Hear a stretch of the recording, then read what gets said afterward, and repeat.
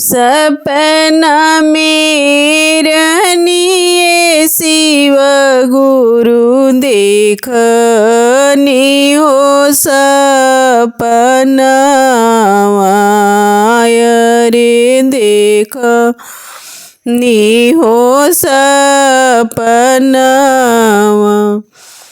सपना में दिखनिए शिव गुरु अइले मोरे आंगनवा रे अइले मोरे आंगनवा। उठी के बैठनिए शिव गुरु छुए राउर चरनी आय रे छुए राउर चरनी। खुली गईले अखिया शिव गुरु हो गई ले छपितावा रे हो गई ले छपितावा। अरे कैसे कैसे चिन्हलुए शिशिया बैठनी हम आंगनवा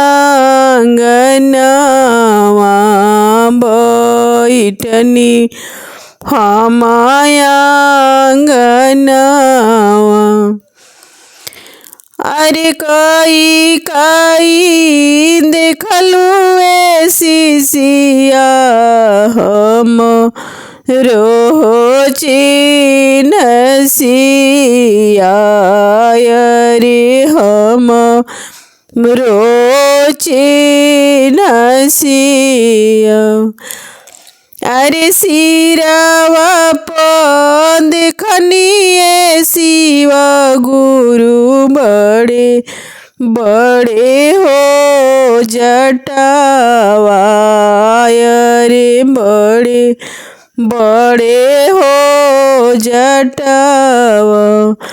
जटावा में बहे शिव गुरु गंगा जी के हो धरावा रे गंगा जी के हो धरावा।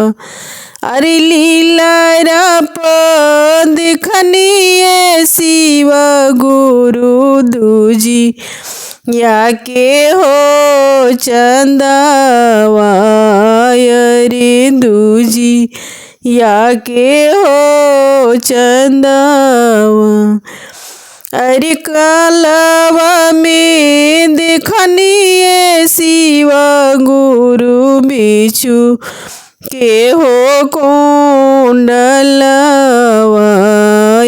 रे बिच्छू के हो कुंडलवा। अरे गलवा में देखनिए शिव गुरु सर पके हो मलवा रे सर पके हो मलवा। हाथवा में देखनिए शिव गुरु तीर शूल डमरुआ रे तीर शूल डमरुआ। अरे कमर में देखनिए शिव गुरु मेरी गा के हो छलवा रे मेरी गा के हो छलवा।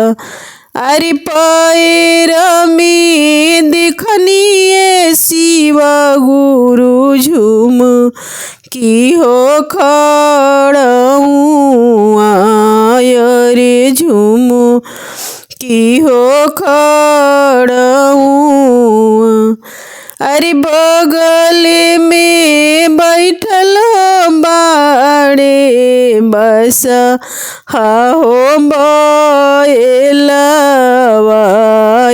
रे बस हो बैलवा। अरे देहिया में देखनिए शिवा गुरु भस महो भभूतिया रे भस महो भभूतिया। अरे ऐसे ही हम चिन्हनिए शिवा गुरु अइले मोरे आंगनवा। अरे अइले मोरे आंगनवा। छुअनी ना चरनिया शिवा गुरु मनवा भैले दुखितावा रे मनवा भैले दुखितावा। अरे फिर से याद करी है शिशिया अइबो तोहरे आंगनवा रे अइबो तोहरे आंगनवा। अरे फिर से बोलै है शिशिया अइबो तोहरे आंगनवा रे अइबो तोहरे आंगनवा।